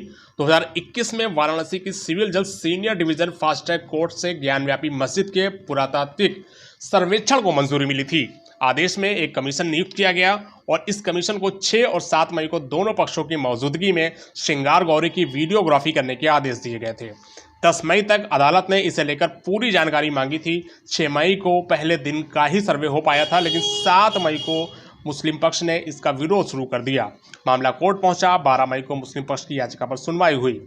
कोर्ट ने कमिश्नर को बदलने की मांग खारिज कर दी और 17 मई तक सर्वे का काम पूरा कराकर रिपोर्ट पेश करने के आदेश दिए थे। कोर्ट ने कहा, जहां ताले लगे हैं वहां ताला तोड़वा दीजिए। अगर कोई बाधा उत्पन्न करने की कोशिश करता है तो उस पर कानूनी कार्रवाई की जानी चाहिए, लेकिन सर्वे का काम हर हालत में पूरा होना चाहिए। 14 मई को सुप्रीम कोर्ट ने मुस्लिम पक्ष की याचिका पर तुरंत सुनवाई से इनकार कर दिया। याचिका में ज्ञानव्यापी मस्जिद में सर्वे पर रोक लगाने की मांग की गई थी। शीर्ष अदालत ने यथास्थिति बनाए रखने से इनकार करते हुए कहा था, हम बिना कागजात देखे आदेश जारी नहीं कर सकते। अब मामले में 17 मई को सुनवाई होगी। 14 मई से ही ज्ञानव्यापी के सर्वे का काम दोबारा शुरू हुआ। सभी बंद कमरों से लेकर कुएं तक की जांच हुई। इस पूरे प्रक्रिया की वीडियो और फोटोग्राफी भी हुई। 16 मई को सर्वे का काम पूरा हुआ। हिंदू पक्ष ने दावा किया कुएं से बाबा मिल गए हैं। इसके अलावा हिंदू स्थल होने के कई साक्ष्य मिले हैं। वहीं मुस्लिम पक्ष ने कहा कि सर्वे के दौरान कुछ भी नहीं मिला। हिंदू पक्ष ने इसके वैज्ञानिक सर्वे की मांग की। मुस्लिम पक्ष ने इसका विरोध किया। 21 जुलाई 2023 को जिला अदालत ने हिंदू पक्ष की मांग को मंजूरी देते हुए ज्ञानव्यापी परिसर के वैज्ञानिक सर्वे का आदेश दिया। इसके बाद यह मामला सुप्रीम कोर्ट पहुंचा, जहां कोर्ट ने हाईकोर्ट जाने के लिए कहा। इस मामले में 3 अगस्त 2023 को इलाहाबाद हाईकोर्ट ने ज्ञानव्यापी मस्जिद परिसर का सर्वेक्षण करने की अनुमति दे दी। उत्तर प्रदेश के बरेली जिले की सेमीखेड़ा चीनी मिल की जीएम ज्योति मौर्य का तबादला कर दिया गया। बताया जा रहा है कि किसानों से मिली शिकायत के बाद शासन स्तर पर पीसीएस ज्योति मौर्य पर कार्रवाई हुई। उनका बरेली से ट्रांसफर कर दिया गया है। लखनऊ मुख्यालय में उन्हें नई पोस्टिंग दी गई है। और माफिया अतीक अहमद के फाइनेंसर नफीस बिरयानी की मौत। प्रयागराज में 24 फरवरी 2023 को हुए अधिवक्ता उमेश पाल व 2 सरकारी गनर हत्याकांड में आरोपी बनाए गए माफिया अतीक अहमद के फाइनेंसर मोहम्मद नफीस बिरयानी को नैनी सेंट्रल जेल में दिल का दौरा पड़ा। हार्ट अटैक आने के बाद उसे नैनी सेंट्रल जेल से SRN अस्पताल के कार्डियोलॉजी विभाग में ICU में भर्ती कराया गया, जहां इलाज के दौरान उसकी मौत हो गई। उमेश पाल शूटआउट में केस में वांटेड और 50,000 के इनामी नफीस बिरयानी के साथ 22 नवंबर की देर शाम पुलिस की नवाबगंज थाना क्षेत्र के आनापुर इलाके में मुठभेड़ हो गई। मुठभेड़ में माफिया अतीक अहमद का फाइनेंसर नफीस बिरयानी गिरफ्तार हुआ। मुठभेड़ में नफीस बिरयानी के पैर में गोली लग गई, जिसे इलाज के लिए SRN अस्पताल में लाया गया, जहां से 9 दिसंबर को उसे नैनी सेंट्रल जेल में शिफ्ट किया गया था। गौरतलब है कि नफीस बिरयानी को माफिया अतीक अहमद के भाई अशरफ ने ईट ऑन बिरयानी की शॉप खोलने में मदद की। माफिया अतीक अहमद और उसके भाई अशरफ के संरक्षण में नफीस बिरयानी अचानक करोड़ों में खेलने लग गया था। यूपी में शिक्षक भर्ती के लिए नई नियमावली जारी कर दी गई। गौरतलब है कि हाल में सरकार की ओर से शिक्षकों की भर्ती के लिए एक नया शिक्षा सेवा चयन आयोग के गठन को मंजूरी दी गई। इसके पीछे उद्देश्य है कि सभी प्रकार के शिक्षकों की भर्ती के लिए एक ही आयोग से काम लिया जाए। अब आयोग की नियमावली को लेकर अधिसूचना जारी कर दी गई है, जिसके अनुसार अब शिक्षकों का चयन लिखित परीक्षा इंटरव्यू के माध्यम से कराया जाएगा, जिसमें परीक्षा के 90% और इंटरव्यू के 10% अंक शामिल होंगे। वहीं जिन परीक्षाओं में इंटरव्यू शामिल नहीं होगा, वहां केवल परीक्षा के माध्यम से चयन किया जाएगा। बता दें कि नया गठित आयोग प्रदेश के प्राइमरी माध्यमिक विद्यालयों से लेकर उच्च आयोग, अल्पसंख्यक कॉलेजों के शिक्षकों, व्यावसायिक शिक्षकों के अनुदेशकों की भर्ती के लिए प्रक्रिया का आयोजन करेगा। जानकारी के अनुसार शिक्षकों और अनुदेशकों की भर्ती के लिए लिखित परीक्षा होनी है। इसकी अवधि 2 घंटे की होगी एवं वास्तविक प्रकार के प्रश्न होंगे। परीक्षाएं जिला मुख्यालयों में होंगी। वहीं डिग्री कॉलेजों में प्राचार्यों और असिस्टेंट प्रोफेसरों की भर्ती के लिए भी परीक्षा और इंटरव्यू का आयोजन कराया जाएगा। नियमावली के मुताबिक अगर विज्ञापन जारी होने के बाद 3 वर्ष के भीतर चयन प्रक्रिया शुरू नहीं होती तो विज्ञापन को रद्द किया जा सकता है। इसके अलावा अल्पसंख्यक कॉलेजों में शिक्षकों के चयन के लिए अलग से विज्ञापन जारी किया जाएगा। संसद की सुरक्षा में सेंध लगाने वाले समर्थन को पीएम नरेंद्र मोदी ने चिंता का विषय बनाया। संसद की सुरक्षा में सेंध को विपक्षी नेताओं के मूक और परोक्ष समर्थन पर प्रधानमंत्री नरेंद्र मोदी ने गहरी चिंता व्यक्त की। भाजपा संसदीय दल को संबोधित करते हुए प्रधानमंत्री ने आरोप लगाया, हाल के चुनावों में मिल रही हार की हताशा में विपक्ष पूरे घटना को राजनीतिक रंग देने की कोशिश कर रहा है। ध्यान देने की बात है कि राहुल गांधी ने संसद की सुरक्षा में सेंध की असली वजह बेरोजगारी और महंगाई को बताया था। प्रधानमंत्री ने विपक्ष पर हमला करते हुए कहा, उनका एकमात्र उद्देश्य भाजपा की सरकार को हटाना है, जबकि हमारा उद्देश्य एक बेहतर भारत का निर्माण करना है। प्रधानमंत्री नरेंद्र मोदी ने कहा कि लोकतंत्र में भरोसा करने वाला कोई भी व्यक्ति संसद की सुरक्षा में सेंध लगाने की घटना को स्वीकार नहीं कर सकता। इस घटना की सिर्फ निंदा की जा सकती है, लेकिन दुर्भाग्य की बात है कि चुनाव में हार की हताशा में विपक्ष इसे राजनीतिक रंग देने की कोशिश कर रहा है। उन्होंने आरोप लगाया कि विपक्ष पूरी घटना को मूक और परोक्ष समर्थन दे रहा है, तो चिंता का विषय है और इसकी कड़ी निंदा की जानी चाहिए। लगातार तीसरी बार सत्ता में आने के लिए अपनी चुनावी दिशा बिछा रही भाजपा एक मोहरा पूरी तरह जांच रही है। इस दिशा में पार्टी ने एक कदम और आगे बढ़ाया। नमो ऐप पर शुरू किए गए जनमन सर्वे के माध्यम से प्रधानमंत्री नरेंद्र मोदी खुद जनता का मन टटोलने जा रहे हैं। इसके स्पष्ट संकेत हैं कि आमजन के मन में खरे उतरने वाले ही इस बार लोकसभा का टिकट पाएंगे। सर्वे में पूछे गए प्रश्नों के आधार पर केंद्र सरकार और प्रत्येक सांसद का रिपोर्ट कार्ड भी बनाया जाना है। भाजपा अध्यक्ष JP नड्डा ने नमो ऐप पर शुरू हुए सर्वे को X पर पोस्ट करते हुए जनता से आग्रह किया कि वे सरकारी योजनाओं और अपने क्षेत्र में हो रहे विकास आदि पर अपने विचार रखें। विकास आधारित राजनीति का दावा करने वाली भाजपा इस बार बारीकी से काम के आकलन के साथ ही चुनाव में जनता के बीच का मन बना चुकी है। सरकार आंख मूंद कर अपनी पीठ थपथपाने के बजाय जनता से ही पूछने वाली है और उसके मन में सरकार किन किन मार्गों पर खरी उतरी है। दरअसल भाजपा ने नमो ऐप पर जनमन सर्वे शुरू किया। इस सर्वे में कोई भी व्यक्ति अपना नाम, मोबाइल नंबर, शहर और संसदीय क्षेत्र आदि का ब्यौरा भरकर पंजीयन कर सकता है। वित्तीय वर्ष 2019 से 2021 के बीच देश के 13,520 गैर सरकारी संगठनों को विदेश में योगदान 55,742 करोड़ रुपए की राशि प्राप्त हुई है। विदेशी योगदान स्वीकार करने के लिए एनजीओ को विदेशी अंशदान विनियम अधिनियम FCRA 2010 के तहत पंजीकरण करना होता है। केंद्रीय गृह राज्य मंत्री नित्यानंद राय ने लोकसभा में सवाल के लिखित जवाब में बताया कि गत 2 वर्षों में 2021 व 22 में FCRA 2010 के तहत कुल 1615 आवेदन प्राप्त हुए। इनमें से 14 दिसंबर 2023 तक 722 को मंजूरी और 225 आवेदनों को निरस्त कर दिया गया।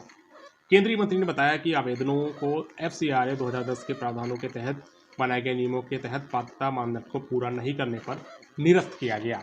देश के रिकॉर्ड में 95,000 से अधिक विदेशी अपराधी दर्ज गत नवंबर तक विदेशी मूल के अपराधियों का राष्ट्रीय डेटाबेस NDAFO में 95,000 से अधिक विदेशी अपराधी दर्ज हैं। युद्ध की वजह से इजराइल में श्रमिकों की काफी कमी हो गई है और इस कमी को दूर करने के लिए उसने भारत से हजारों श्रमिकों की मांग की। इस बारे में दोनों देशों के बीच विचार विमर्श भी चल रहा है। मंगलवार को पीएम नरेंद्र मोदी और इजराइल के पीएम बेंजामिन नेतन्याहू के बीच टेलीफोन पर बात हुई। इसमें भारत से शीघ्र श्रमिकों को पहली खेप वहां भेजे जाने पर सहमति मिली। प्रधानमंत्री नरेंद्र मोदी ने नेतन्याहू से बात करने की जानकारी एक्स पर ट्वीट करके दी। उन्होंने कहा, समुद्री यातायात की सुरक्षा पर साझा चिंताओं सहित चल रहे इजराइल हमास संघर्ष पर इजराइल के प्रधानमंत्री बेंजामिन नेतन्याहू के साथ विचारों का सार्थक आदान प्रदान हुआ। प्रधानमंत्री नरेंद्र मोदी ने अपने ट्वीट में कहा, बातचीत में शांति और स्थिरता की बहाली के पक्ष में भारत के रूप को दोहराया गया। साथ ही क्षेत्र में प्रभावितों के लिए मानवीय सहायता जारी रखने पर जोर दिया गया। इस वार्ता में लाल सागर स्थित बाब अल मंदेब खाड़ी से कारोबारी जहाजों के गुजरने में आ रही दिक्कतों का मुद्दा भी उठा है। यह सूचना आ रही है कि यमन में आतंकी संगठन हाउती के लड़ाकों की तरफ से बाल अल मंदेब से गुजरने वाले जहाजों पर हमले किए जा रहे हैं। इस मार्ग से भारत से भी काफी कारोबार होता है। लोकसभा में लगातार निलंबन के बाद INDI गठबंधन ने शीतकालीन सत्र की अवधि के लिए अपनी 2/3 से अधिक ताकत खो दी है। पूर्व पार्टी अध्यक्ष सोनिया गांधी और राहुल गांधी सहित प्रमुख विपक्षी कांग्रेस के केवल 9 सांसद ही सदन में बचे हुए हैं। मंगलवार को कार्यवाही में बाधा डालने के लिए 49 विपक्षी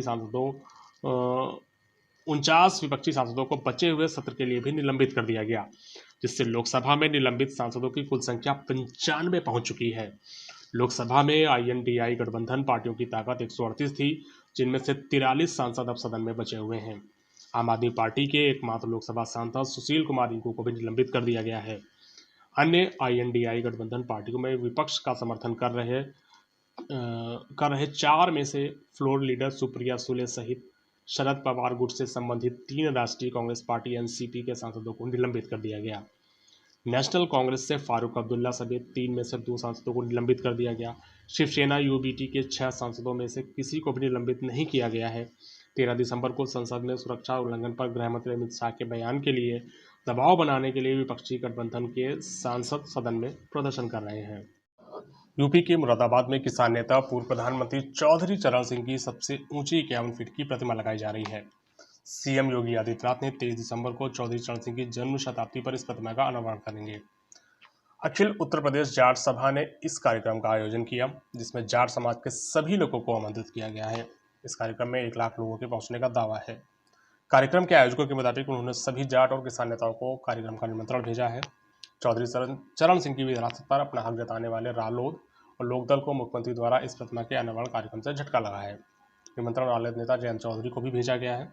अगर इस कार्यक्रम में वह भी शामिल होते हैं तो यह पहला मौका होगा जब CM योगी आदित्यनाथ और जयंत चौधरी एक मंच पर मौजूद होंगे। CM योगी आदित्यनाथ के dream project Noida international greenfield airport जेवर को metro, high speed rapid rail और रोड की सीधी और बेहतरीन कनेक्टिविटी मिलने जा रही है। फरवरी 2024 में जेवर एयरपोर्ट के रनवे पर ट्रायल लैंडिंग हुआ। इस लक्ष्य को ध्यान में रखते हुए रनवे निर्माण, फ्लाइटिंग आदि के कार्य भी तेजी से आवश्यक हैं। योगी आदित्यनाथ ने कहा कि जेवर एयरपोर्ट पर एयर कार्गो का सबसे बड़ा हब बनेगा। अनुमान के मुताबिक जेवर एयरपोर्ट पर हर साल 65 लाख यात्रियों को सेवाएं दी जाएंगी, जो कि 2042-43 तक बढ़कर 7 करोड़ होने की संभावना है। उन्होंने कहा कि जेवर एयरपोर्ट को इंदिरा गांधी अंतर्राष्ट्रीय एयरपोर्ट नई दिल्ली से कनेक्ट किए जाने की आवश्यकता है। इसके लिए रैपिड रेल, मेट्रो को एक बेहतर विकल्प हो सकता है। भारत सरकार NCRTC से इस संबंध में आवश्यक सहयोग परामर्श प्राप्त करने के लिए प्रस्ताव तैयार कर रही है। प्रदेश सरकार इसके लिए सभी जरूरी संसाधन उपलब्ध करवाएगी। यूपी में नल कनेक्शन की रफ्तार अब राष्ट्रीय औसत से अधिक पहुंच गई। यूपी ने मंगलवार को 72.2% ग्रामीण परिवारों तक नल से जल पहुंचाने का लक्ष्य पूरा किया, जबकि राष्ट्रीय स्तर पर 72% नल कनेक्शन ही दिए गए हैं। इस उपलब्धि को हासिल करने वाला उत्तर प्रदेश अकेला राज्य है। जल शक्ति मंत्री स्वतंत्र देव सिंह ने इस उपलब्धि पर बधाई देते हुए कहा, उत्तर प्रदेश निरंतर जल जीवन मिशन की हर घर जल योजना में बुलंदियों हासिल कर रहा है। उन्होंने कहा कि हम बहुत जल्द ही यूपी के एक ग्रामीण परिवार तक नल से शुद्ध पेयजल पहुंचाने का लक्ष्य भी पूरा कर सकेंगे। विभाग के एक अधिकारी ने बताया, 2019 में जब हर घर जल योजना की शुरुआत हुई, यूपी में महज 1.96% घरों में नल कनेक्शन था। वहीं 2019 में राष्ट्रीय औसत 16.81% था। इस दौरान 2 साल तक कोरोना महामारी के बाद महज 4 साल में यूपी का औसत राष्ट्रीय औसत से अधिक हो गया। विभाग से मिले आंकड़ों के अनुसार ग्रामीण क्षेत्रों में प्रतिदिन 40,000 से अधिक नल कनेक्शन दिए जा रहे हैं।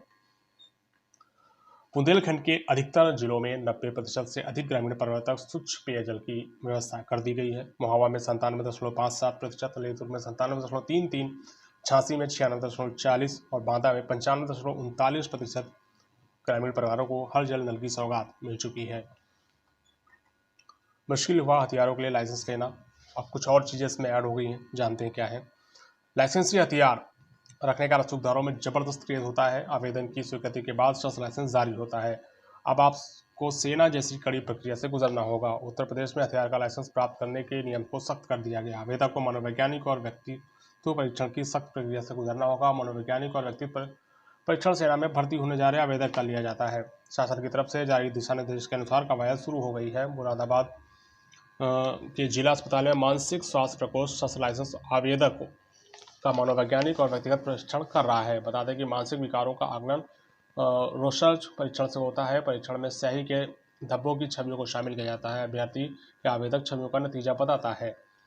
परीक्षण से भावनात्मक, कार्यप्रणाली, व्यक्तित्व और मानसिक विकारों का पता चलेगा। मानसिक विकारों का आकलन दूसरे तरीके से भी किया जा सकता है। थीमेटिक एपर्सेप्शन पद्धति से भी सेना भर्ती अपनाती है। थीमेटिक एब्सॉर्प्शन टेस्ट से कल्पना का मूल्यांकन होता है। और डिप्टी सीएम ब्रजेश पाठक ने पीएम नरेंद्र मोदी से की मुलाकात। उत्तर प्रदेश के मुख्यमंत्री ब्रजेश पाठक ने प्रधानमंत्री नरेंद्र मोदी से मुलाकात की। पीएम से मुलाकात की तस्वीरें डिप्टी सीएम ने सोशल मीडिया साइट एक्स पर पोस्ट की। यह मुलाकात ऐसे वक्त में हुई है जब राज्य की योगी सरकार में मंत्रिमंडल विस्तार की चर्चा है। पीएम मोदी से मुलाकात की जानकारी देते हुए ब्रजेश पाठक ने सोशल मीडिया साइट एक्स पर लिखा, विश्व के सर्वाधिक लोकप्रिय जननेता, हम सभी के प्रेरणा स्रोत, गरीब कल्याण के लिए समर्पित आदरणीय प्रधानमंत्री नरेंद्र मोदी से आत्मीय भेंट कर 3 राज्यों में भाजपा की प्रचंड जीत की बधाई दी। गरीब कल्याण व संगठन के विभिन्न विषयों पर मार्गदर्शन एवं आशीर्वाद प्राप्त किया। इससे पहले उत्तर प्रदेश के मुख्यमंत्री योगी आदित्यनाथ 7 दिसंबर को दिल्ली दौरे पर पहुंचे और उन्होंने प्रधानमंत्री आवास में पीएम नरेंद्र मोदी से मुलाकात की। प्रधानमंत्री नरेंद्र मोदी के साथ मुख्यमंत्री योगी आदित्यनाथ की मुलाकात करीब 1.5 घंटे तक चली थी। और लोकसभा से सस्पेंड होने पर डिंपल यादव ने दी पहली प्रतिक्रिया। लोकसभा की कार्रवाई के दौरान मंगलवार को सदन के शीतकालीन सत्र से 41 और सांसदों को निलंबित कर दिया गया। इन सांसदों में समाजवादी पार्टी की नेता सांसद डिंपल यादव भी शामिल हैं। अपने निलंबन पर डिंपल यादव ने भारतीय जनता पार्टी की सरकार पर जमकर निशाना साधा। डिंपल के अलावा यूपी से एसटी हसन और दानिश अली को सस्पेंड किया गया। विपक्षी सांसदों तो निलंबन पर सपा सांसद डिंपल यादव ने कहा, आज लगभग 40 से ज़्यादा सांसद निलंबित हुए। कल भी लोकसभा और राज्यसभा में मिलाकर 80 से ज़्यादा सांसद निलंबित हुए। यह लोकतांत्रिक व्यवस्था के लिए दुर्भाग्यपूर्ण है। जो वातावरण हम देख रहे हैं, जहां हम संसद में अपनी बात नहीं रख पा रहे हैं, वह सरकार की पूरी विफलता को दर्शा रहा है। वीर बहादुर सिंह पूर्वांचल विश्वविद्यालय ने नैक क्रेडिट में A+ ग्रेड प्राप्त किया है। इस पर विश्वविद्यालय के शिक्षकों व कर्मचारियों ने एक दूसरे को बधाई देकर खुशी जाहिर की। पूर्वांचल विश्वविद्यालय ने लंबी कवायद के बाद राष्ट्रीय मूल्यांकन प्रत्यायन परिषद नैक में A+ ग्रेडिंग प्राप्त की है। विश्वविद्यालय में नैक की टीम ने 3 से 5 दिसंबर तक स्थलीय निरीक्षण किया था। इसके बाद परिणाम जारी किया गया। परिणाम की जानकारी होते ही विश्वविद्यालय में जश्न का माहौल हुआ। शिक्षक कर्मचारी सभी एक दूसरे को बधाई देने लगे। विश्वविद्यालय ने वर्ष 2016 में नैक में B+ ग्रेड प्राप्त किया था, जो 2020 में समाप्त हुआ। इसके बाद कोविड और अन्य कारणों से विश्वविद्यालय 2 साल इसके लिए आवेदन नहीं कर सका। पूर्व कुलपति प्रोफेसर निर्मला एस मौर्य के कार्यकाल में नैक मूल्यांकन अगस्त के महीने में किया गया था, लेकिन किन्हीं वजहों से निरीक्षण करने वाली टीम ने निरीक्षण करने में तमाम खामियों के बाद कोई भी परिणाम जारी नहीं किया। अगस्त महीने में नई कुलपति प्रोफेसर वंदना सिंह के आने के साथ ही इसके लिए कवायद शुरू की गई थी। स्थलीय चीज़ों को सुधारने के लिए लंबी कवायद के बाद सेल्फ असेसमेंट रिपोर्ट नैक में सबमिट हुई। इसके बाद विश्वविद्यालय को बड़ी सफलता मिली। उसने ऊंची छलांग लगाते हुए A+ ग्रेड हासिल किया है, जो कि गौरव का विषय है। 7 महीने बाद गाजियाबाद में कोरोना का पहला केस मिला है। निजी चिकित्सक ने निजी लैब में मरीज की जांच कराई, जिससे कोविड पॉजिटिव रिपोर्ट आई है। स्वास्थ्य विभाग ने मरीज और उसके परिवार के सभी सदस्यों का सैंपल लेकर जांच के लिए भेज दिया। जिला सर्विलांस अधिकारी RK गुप्ता ने बताया कि मरीज को एहतियातन बरतने और भीड़ भाड़ वाले स्थान पर न जाने की सलाह दी गई। वरिष्ठ शास्त्री नगर निवासी है। नाक कान गला रोग विशेषज्ञ बीपी त्यागी ने इसे कोरोना वेरिएंट होने की आशंका जताई है। वहीं दिल्ली में मंगलवार को 3 कोरोना के नए केस मिले हैं। सभी मरीजों का उपचार अलग अलग अस्पतालों में चल रहा है। स्वास्थ्य विभाग द्वारा जारी आंकड़ों के मुताबिक अब राजधानी में 20,14,448 मामले संक्रमण के दर्ज हो चुके हैं। विशेषज्ञों ने लोगों को फिर से चेहरे पर मास्क लगाने और भीड़भाड़ वाले इलाकों में जाने से बचने की सलाह दी। हालांकि आने वाले दिनों में 25 दिसंबर क्रिसमस और 1 जनवरी को लोग नए साल के जश्न में डूबने की तैयारी कर रहे हैं। ऐसे में माना जा रहा है कि आगे स्थिति बिगड़ भी सकती है। लोकसभा चुनाव 2024 के लिए बने विपक्षी गठबंधन इंडिया पर तंज कसते हुए उप मुख्यमंत्री केशव प्रसाद मौर्य ने कहा, घमंडिया गठबंधन के सभी नेता प्रधानमंत्री पद के उम्मीदवार हैं, लेकिन जनता पीएम मोदी के साथ है। 2024 के चुनाव में एक बार फिर प्रचंड बहुमत के साथ भाजपा की सरकार बनेगी और नरेंद्र मोदी तीसरी बार देश के प्रधानमंत्री बनेंगे। उप मुख्यमंत्री यूपी ने कहा कि विपक्षी गठबंधन के लोग पीएम मोदी का अपमान करते हैं, जो कि एक गरीब घर से आते हैं और समाज के पिछड़े तबके से आते हैं। घमंडिया गठबंधन के नेता मीटिंग में तो पीएम उम्मीदवार हो सकते हैं, आपसी बैठक में पीएम उम्मीदवार बन सकते हैं, पर जनता पीएम मोदी के साथ है। राजस्थान, छत्तीसगढ़ और मध्य प्रदेश के चुनाव परिणाम ये साफ दिखा रहे हैं। मऊ जिले के रानीपुर थाना क्षेत्र के गांव में नाबालिग छात्रा से सामूहिक दुष्कर्म का मामला सामने आया है। गांव के 5 युवकों पर हैवानियत करने का आरोप है। घटना मंगलवार की देर रात की बताई जा रही है। आरोपियों ने घटना को उस समय अंजाम दिया जब किशोरी घर से अकेले शौच के लिए निकली। घटना का वीडियो भी आरोपी ने बनाया। किसी को घटना के बारे में बताने पर वायरल करने की धमकी दी। पूरे परिवार को जान से मारने की भी धमकी दी गई है। पीड़िता के पिता की तहरीर पर पुलिस मामले की जांच पड़ताल में जुट गई। पुलिस को दी गई तहरीर के अनुसार रानीपुर थाना क्षेत्र के एक गांव निवासी व्यक्ति ने बताया कि उसका परिवार मंगलवार की देर रात भोजन करने के बाद सो गया था। इसी बीच देर रात करीब 9 बजे उसकी 14 वर्षीय युवती शौच के लिए अपने घर से बाहर निकली। आरोप है कि गांव के 5 लोगों ने किशोरी को अकेला देखा और उसका अपहरण कर लिया। कुछ दूरी पर ले जाकर उसके साथ हैवानियत को अंजाम दिया। आरोप लगाया कि आरोपियों ने वीडियो बनाने के साथ धमकी दी। परिवार वालों को घटना के बारे में बताया तो सभी को मार देंगे। किसी तरह घर पहुंची किशोरी ने घर वालों को आपबीती बताई। मामले में पीड़ित पिता की तहरीर पर सीओ मोहम्मदाबाद कोना डॉक्टर अजय विक्रम सिंह, एसओ रानीपुर जगदीश विश्वकर्मा घटनास्थल पर पहुंचे और पीड़िता को मेडिकल जांच के लिए भेजने के साथ ही मामले की जांच पड़ताल में जुट गए हैं। घटना के संबंध में सीओ ने बताया, मामला संज्ञान में है, तहरीर मिली है और पुलिस मामले की जांच में लगी हुई है। सहारनपुर के गंगोह में कांग्रेस प्रदेश अध्यक्ष अजय राय ने कहा, भाजपा से सर्व समाज परेशान है। किसानों का गन्ना मूल्य नहीं बढ़ाया और न ही समय से भुगतान होता है। देश में केवल प्रधानमंत्री नरेंद्र मोदी और गृह मंत्री अमित शाह के चेलों का काम हो रहा है, बाकी सभी के काम धंधे ठप पड़े हैं। यह तानाशाही है। वहीं अयोध्या में राम मंदिर के सवाल पर कहा कि वह आस्था का केंद्र है, निश्चित तौर पर भगवान राम का मंदिर बनना चाहिए। सुप्रीम कोर्ट के आदेशानुसार उसका काम हो रहा है। यूपी जोड़ो यात्रा की शुरुआत के बाद गंगोह पहुंचे प्रदेश अध्यक्ष अजय राय ने मोहल्ला सराय स्थित सभासद फराग कुदसी के निवास पर पत्रकार वार्ता की। उन्होंने कहा कि भाजपा विधायक को दुष्कर्म के केस में सजा हुई है। जब भाजपा को उनके बारे में पता था तो फिर महिलाओं का अपमान करने वालों को टिकट ही क्यों दिया। कांग्रेस सरकार के कार्यकाल में घरेलू गैस सिलेंडर के दाम 400 रुपये थे और भाजपा सरकार में दाम 1000 रुपये से ज़्यादा है। हाल ही में 5 राज्यों में चुनाव हुए, कांग्रेस का वोट प्रतिशत बढ़ा है। 2024 के लोकसभा चुनाव में कांग्रेस के नेतृत्व में ही गठबंधन की सरकार बननी है। राहुल और प्रियंका गांधी के चुनाव लड़ने पर कहा कि अमेठी और रायबरेली उनका घर है। हमने मल्लिकार्जुन खड़गे को भी यूपी से चुनाव लड़ने का प्रस्ताव दिया है। गठबंधन का नेतृत्व कर रहे कांग्रेस कर रहा है।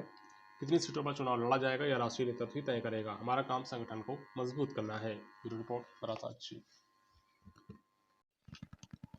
बस्ती जिले में सांसद खेल महाकुंभ के जिला स्तरीय आयोजन का शुभारंभ 20 दिसंबर को शहीद सत्यवान सिंह स्टेडियम परिसर में शुरू हुआ। कार्यक्रम के मुख्य अतिथि भाजपा के राष्ट्रीय अध्यक्ष जगत प्रसाद नड्डा थे, जबकि विशिष्ट अतिथि के रूप में मुख्यमंत्री योगी आदित्यनाथ, भाजपा प्रदेश अध्यक्ष भूपेंद्र सिंह चौधरी थे। कार्यक्रम में भाजपा के राष्ट्रीय अध्यक्ष जेपी नड्डा, उत्तर प्रदेश के मुख्यमंत्री योगी आदित्यनाथ करीब 1 घंटे विलंब से सांसद खेल महाकुंभ कार्यक्रम में पहुंचे।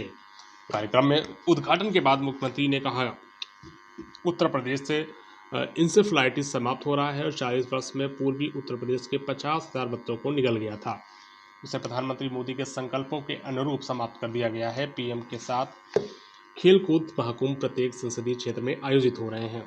पीएम मोदी खिलाड़ियों से मिल रहे हैं। प्रधानमंत्री ने इस आयोजन को प्रोत्साहित भी किया है। प्रदेश ने संकल्प लिया है कि खेल व खिलाड़ियों को आगे बढ़ाएंगे।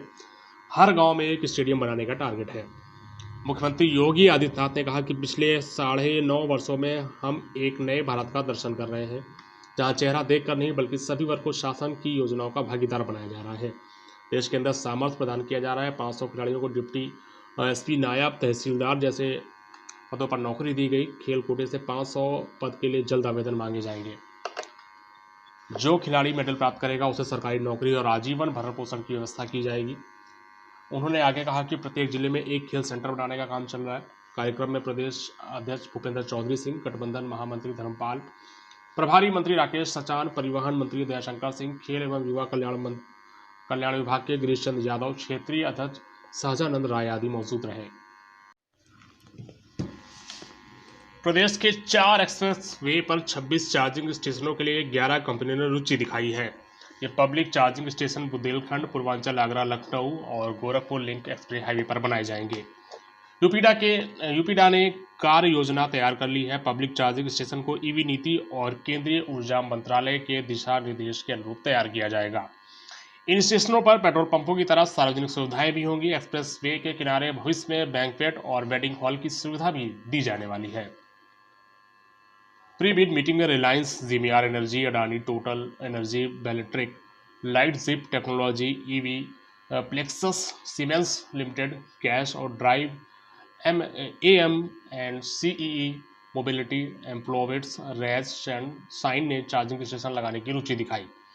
सरकार 26 चार्जिंग स्टेशनों के लिए प्रति स्टेशन 2000 वर्ग फीट की जगह 10 साल की लीज पर देगी। चार्जिंग पॉइंट ऑपरेटर को 2 पहिया और 3 पहिया, 4 पहिया और ई बस की चार्जिंग के लिए फास्ट चार्जर स्थापित करना होगा। जमीन मुहैया कराने के 180 दिन के अंदर चार्जिंग स्टेशन शुरू करना होगा। इसके 5 साल बाद छठे साल से सरकार को प्रत्येक चार्जिंग स्टेशन के राजस्व में से 5% प्राप्त होना है।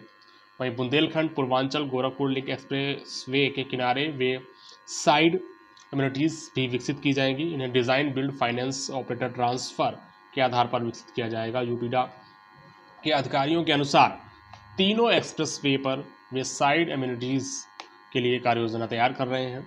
इसके अंतर्गत कार, बस और ट्रकों के लिए parking space, food and beverage के लिए आउटलेट, ढाबा, ATM, मुफ्त बेसिक मेडिकल एंड फैसिलिटीज़, छोटे रिपेयर शॉप, पीने का शुद्ध पानी, टॉयलेट और वॉशरूम, बजट होटल, ट्रकों के लिए अलग से सुविधाएं, वेयर हाउस और ऑटो वर्कशॉप की सुविधा उपलब्ध होगी।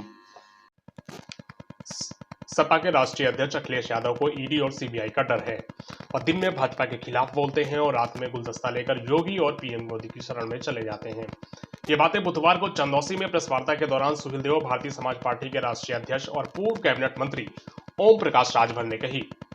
बुधवार को भदोही में महिला सम्मेलन में शामिल होते जाते समय ओम प्रकाश राजभर ने चंदौसी में पार्टी कार्यालय का उद्घाटन किया। उन्होंने लोकसभा चुनाव में भाजपा गठबंधन के साथ सभी 80 सीटें जीतने का दावा किया है। कहा है कि सीट बंटवारे को लेकर कोई मतभेद और झगड़ा नहीं है। तीसरी बार केंद्र में नरेंद्र मोदी प्रधानमंत्री बनने जा रहे हैं। मंत्रिमंडल में शामिल होने के सवाल पर कहा कि जिस दिन मंत्रिमंडल का विस्तार होगा उस दिन मंत्री बन जाएंगे। विपक्ष की ओर से खड़गे को प्रधानमंत्री पद का चेहरा बनाने की बात पर कहा कि 5 राज्यों के चुनाव में इंडिया गठबंधन की स्थिति साफ है। 3 राज्यों में भाजपा की सरकार बनी। जनता ने साफ संदेश दिया कि मोदी के मुकाबले कोई नहीं। अखिलेश यादव को लेकर CBI और ED के डर से भाजपा को जिताने का कार्य कर रहे हैं। उन्होंने कहा कि गरीबों के विकास के लिए जो योजनाएं देश और प्रदेश में बन रही हैं उनके दरवाजे तक पहुंचाने का संकल्प है। ब्यूरो रिपोर्ट, तारा सच।